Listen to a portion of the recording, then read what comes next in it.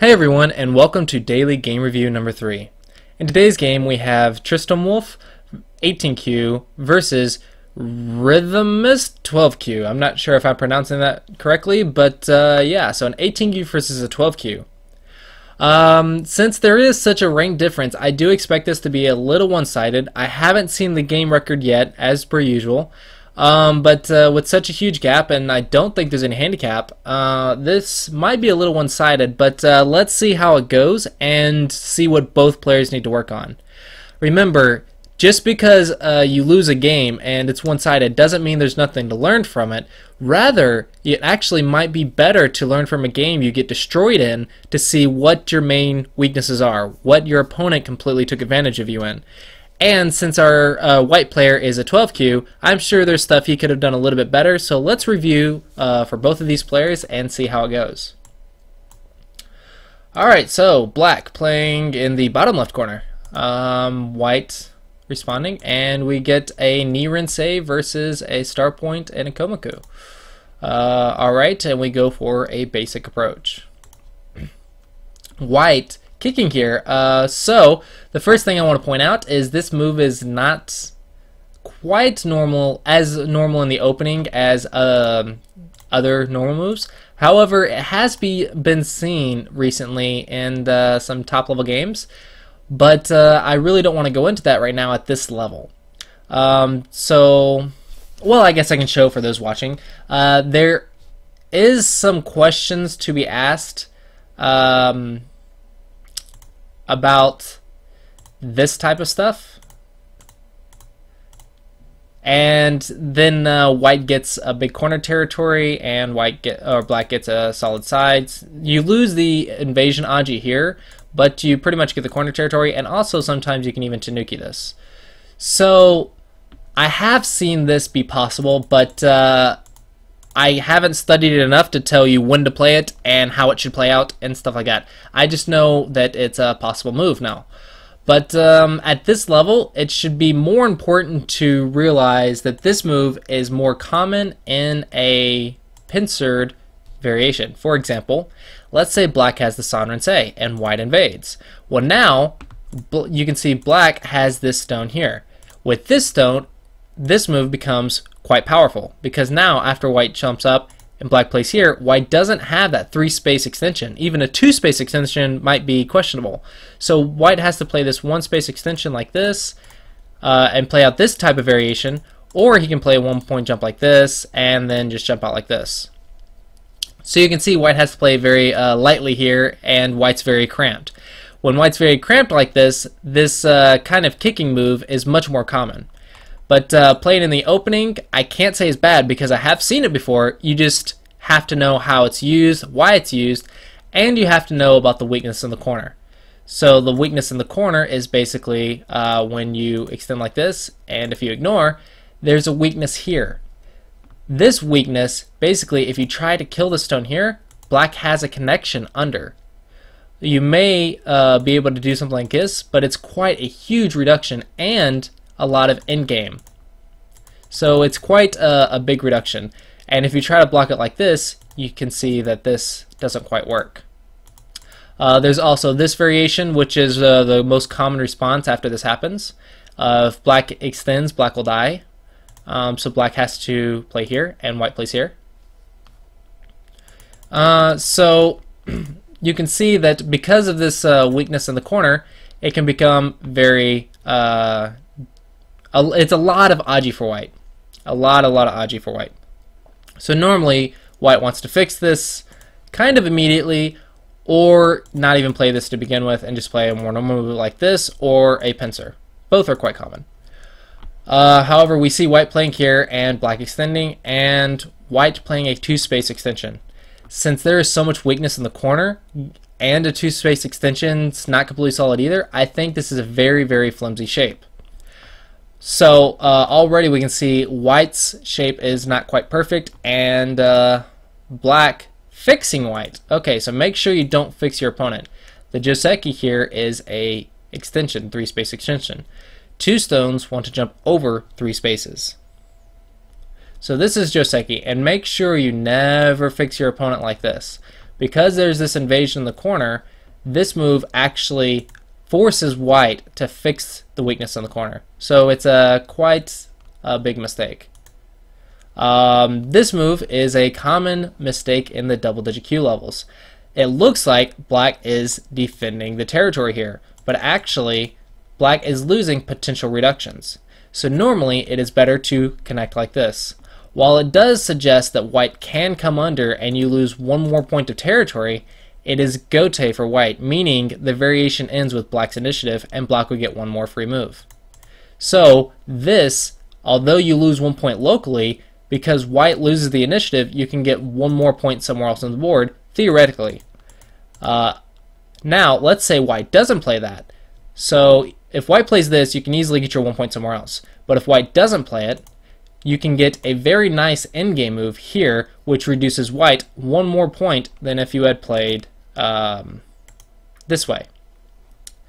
So here, white got that point, but if you play like this, you can see you still got the 1 point of territory for you, and you would have gotten it anyway, even if white Hana'd. But here, you get to reduce white much more. So locally, it's much more valuable to connect like this rather than to extend down. This is a common mistake in I think the 12Q plus range, the 12Q to 30Q range, is to extend down like this.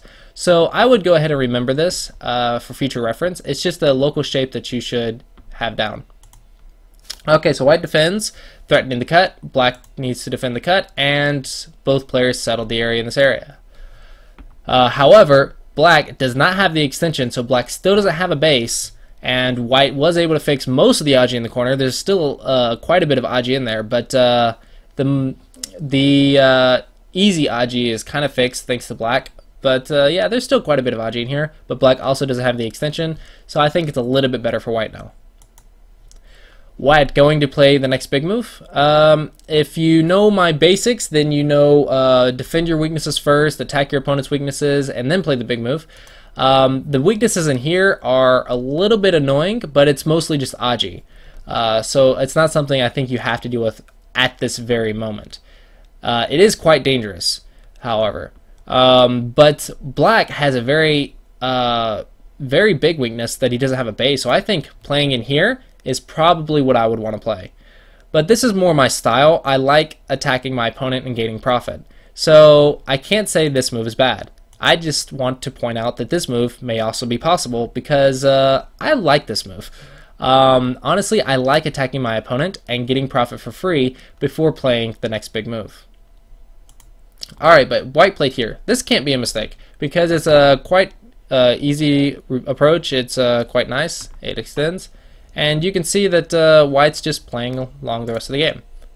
So black plays a normal response. White plays this attachment.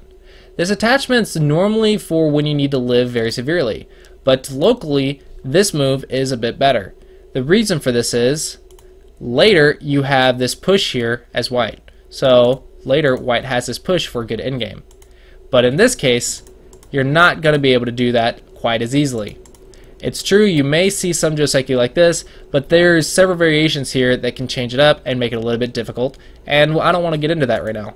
But you can even see in the game, white was forced to extend down and black extended here, and when you compare it to this variation, you can see black got a few more points than he should have gotten. So go ahead and play the normal Joseki move here in the opening. This attachment's more used when black has a Pincer Stone and you need to invade and live very quickly. But I would like people to research Joseki variations on their own, since there's free dictionaries for that, and only ask me about Joseki they don't understand, because I can't explain every Joseki out there. There's thousands of them, so you're going to have to learn how to study some Joseki variations on your own. Alright, but the point is, this move is for living and invading. This move is more basic Joseki, and it's a little bit more valuable. Alright, so now we get along with the game, and white extends. This extension's a little bit too far, since black can still come in and cut apart these two stones, so I think white should still play a 2-space extension here. This 2-space extension secures white's base, and makes white kind of solid and secure. This is a little bit too far. It doesn't really work with this 3-4 stone up here because it's kind of flat. It doesn't really work with these stones down here because there's still a weakness. So I think this move isn't as effective as it should be. Black going and playing another big move. Since he has a weakness here, I think it's better to play over here somewhere. Maybe even here, since there's 3 stones, jump over 4. Maybe the weakness is too gaping, so he wants to jump over 3. That might be fine. It all depends on how the weakness plays out. Honestly, I'm not quite sure myself what he should play. This position's a little bit lacking. But 3 space extension is pretty solid, pretty secure, and it definitely works. So this might be fine, but the point is defend your weakness. Here, it's a big move. However, this weakness is still quite potent. White coming in. Now, no choice. You have to pincer. You have to defend your group, and you have to attack this white stone. Black defending the corner, which is big, but he doesn't quite see that his group doesn't have a base. So black probably should try to get an idea of what groups are weak, what groups are not, and figure out how to make sure that your groups have a base. If your groups don't have a base, then they're not alive, and they're very attackable. And if they're very attackable, your opponent can gain profit for free. So make sure your groups have a base. I would also recommend replaying some pro games, because it looks like you're a little bit unsure on how the game should proceed, and at this level, getting an idea of the basic opening and basic attack and defense is kind of important, and you usually can get that from either books, teachers, or professional games. But I recommend older Japanese professional games for good shapes and good sequences. The recent games nowadays are quite hard to follow and requires really good reading and really accurate reading. So I think older Japanese games would be a little bit better to understand basic shapes and basic principles and basic direction of play, and they're a little bit easier to follow. Alright, so you can see black defending the corner, and white should jump back, take some base. And white also attacks this group. I think I would even go 3 spaces here, because even if black invades, you have this type of connection under. So this takes the base, and it's a bit of quite a powerful attack against this black group. However, white making a safe 2 space extension, and black still needs that base. So black does make the base finally. So white could have been a little bit more powerful here. However, he did destroy the right side framework very easily, and a little bit for free because he doesn't have that much weakness for black to take advantage of. And he was able to do that because this group's kind of weak. However, since black is now on both sides, a jump is probably recommended. White jumps like this. A knight's move is used for attacking, but since black has a 2 space extension here, I think the attack is going to be not quite as powerful as it should be. And remember, you don't want to run away with knight's moves. Knight's moves are used for attacking, not for defending. So I think just a 1-point jump here is fine. This move is a little bit powerful, but since like even this, you can see one eye there and another eye over here, black can live extremely easily. So you can say black actually can cut through this knight's move, maybe at some point in the future, to attack this group if it ever becomes weak. I'm not even convinced black has to respond here. Maybe black can get some forcing moves here and then Tanuki. But let's see how it goes. Black defends. This knight's move, I said don't defend with a knight's move, but this one actually works due to the fact that black is so thick. For example, if you try to cut here, this stone dies. And if you try to cut here, then this stone dies. So if all the cutting moves die, then obviously this knight's move is an exception to the rule, and there's always exceptions to every rule, so just know that. Anyway, this knight's move is definitely cuttable, and we'll see if that comes up here in the game. White extending here. White's trying to play the in-between moves, and this is actually a huge mistake due to the fact that both sides are invadable when you play these in-between moves. Rather, it's more important to play on one side, fix one side for sure, and gives the other side a bit of support, maybe even something like this. That way you guarantee yourself at least one of the sides. But when you play an in-between move like this, both sides are still invadable. So it actually doesn't fix either one. And since it doesn't fix either one, it's kind of a wasted move. So the rhythm, so the 12Q, really should learn that these in-between moves that he's playing are not as effective as he thinks they are. Black over defending here, since he's already alive, he doesn't really need to defend here, since the eye shape inside is already like 2 or 3 eyes. I think rather Black should start thinking about a big move. And I think either maybe see if you can find something over here, and if you can't, then go ahead and play something on top, because the top position is definitely bigger than the bottom position. So because of that, I think Black should try and do something to white, and I think an invasion here might be just fine. Remember, attacking, I like the attacking weakness stuff, so attacking weakness and to gain profit here should be a fine strategy. And my goal here would be to attack this white group and get thickness to make a reduction or invasion much easier. So if both players jump up here, I think Black getting thickness here will be just fine. If you don't like the variations that follow, you could also think about a reduction here, or you can think about an invasion up here, which is also just fine. But this move is a little over defensive. And this white move is kind of in the middle of nowhere. It's very cuttable. The shape is not quite good. So this shape is not a shape because it's cuttable. This shape is not a shape. It's actually the same shape, just turned sideways. This is very cuttable. So this shape is actually not good. And since Black's already defended, it looks like White's trying to build this influence. But you can see that a simple shoulder hit reduces all the influence and it just makes it disappear. There's also questions to be had in this area. There's this move that's possible. If White Hana is like this, you can easily cross-cut, and it's going to be quite interesting to see if Black can come out with this. Maybe this is a little bit too high level for this level. However, some players should know that this is possible. If you think this area is too big and you don't know how to invade because of all the stones, then just play on the line of the influence and just simply reduce. And something like this is just fine for that. Or you can even play something like this.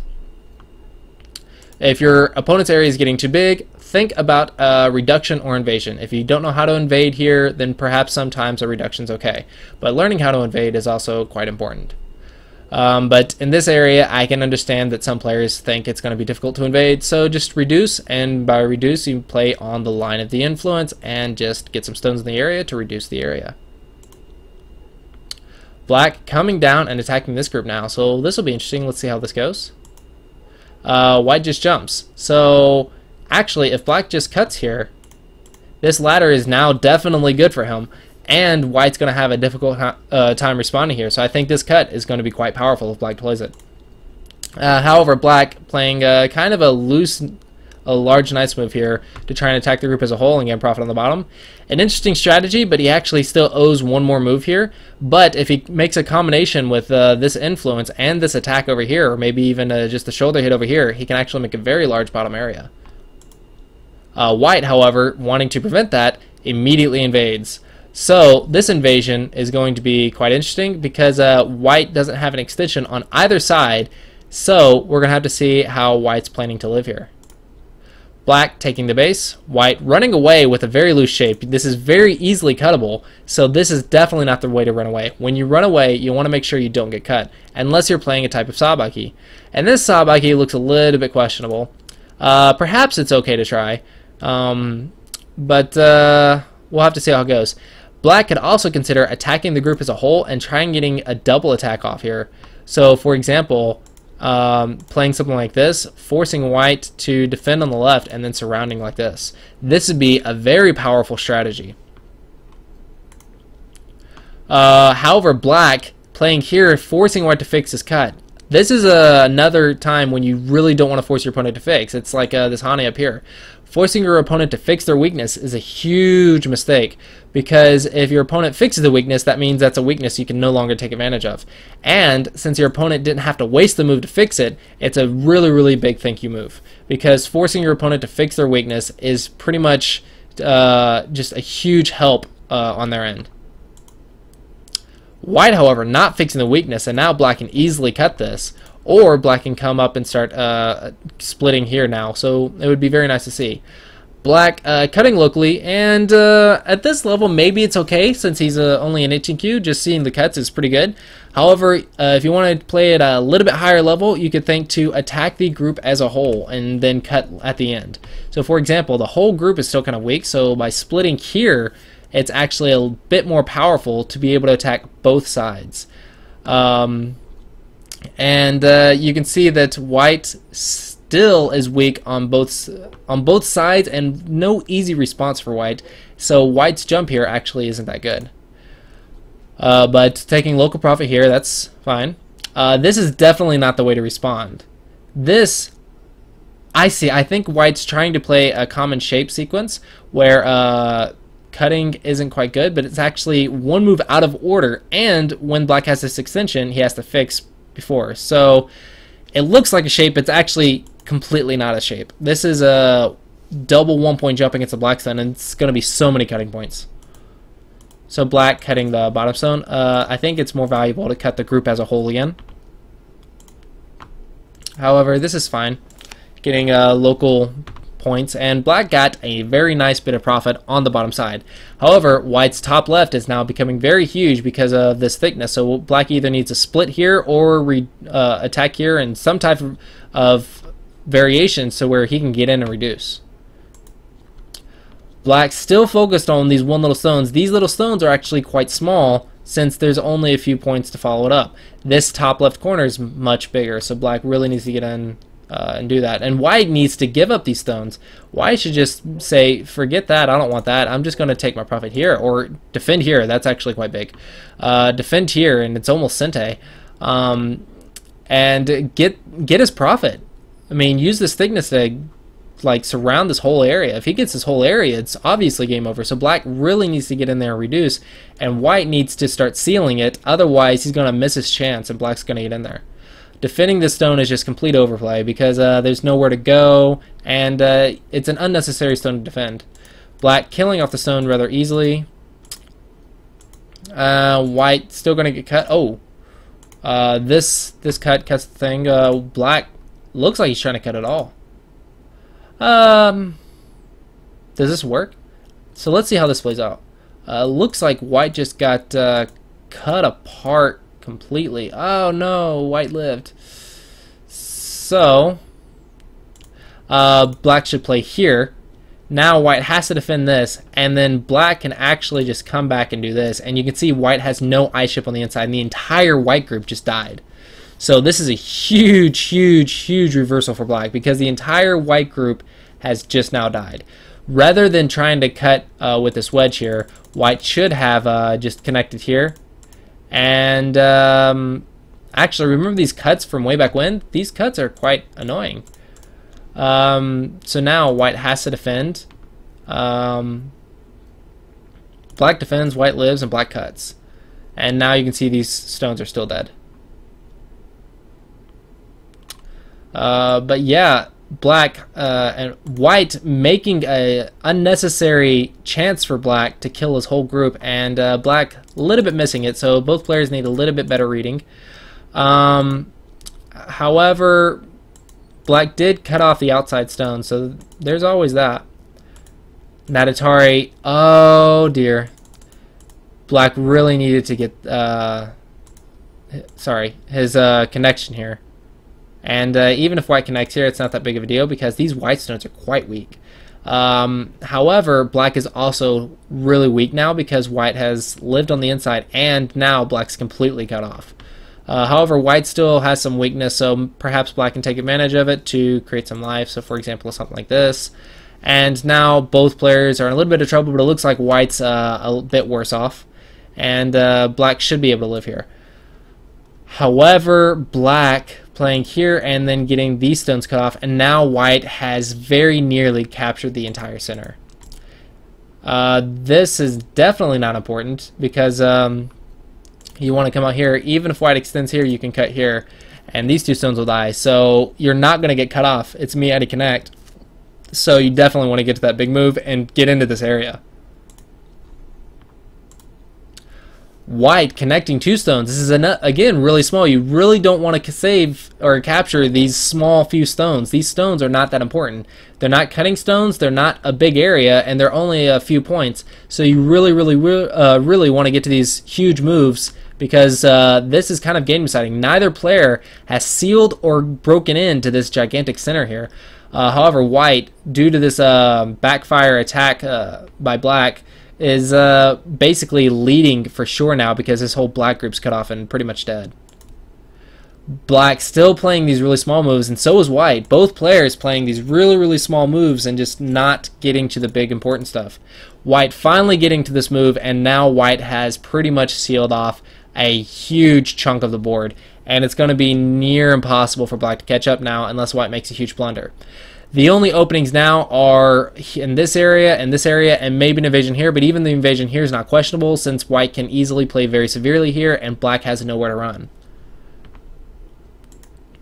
So it looks like it's nearly game over, and still playing these small moves. Neither player really getting into these big moves. You really want to focus on getting rid of those small moves. Those small moves will lose you games.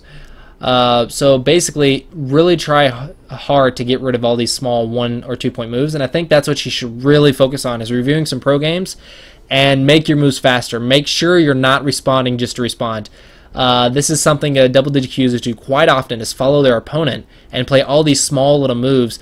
And remember, make sure every time you go to play a move, ask yourself, is this move really that valuable? Is it hugely important? How big is it? Is it a big area? Is it cutting stones? Is it a dying group?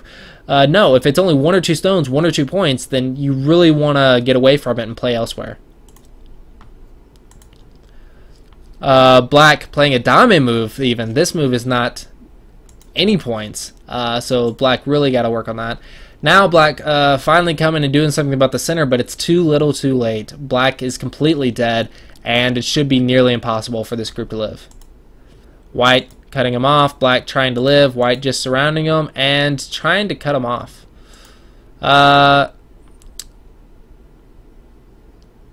Just reducing the eye space is fine. Oh, wrong button.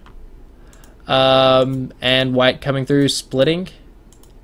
And White actually giving Black eye shape right now.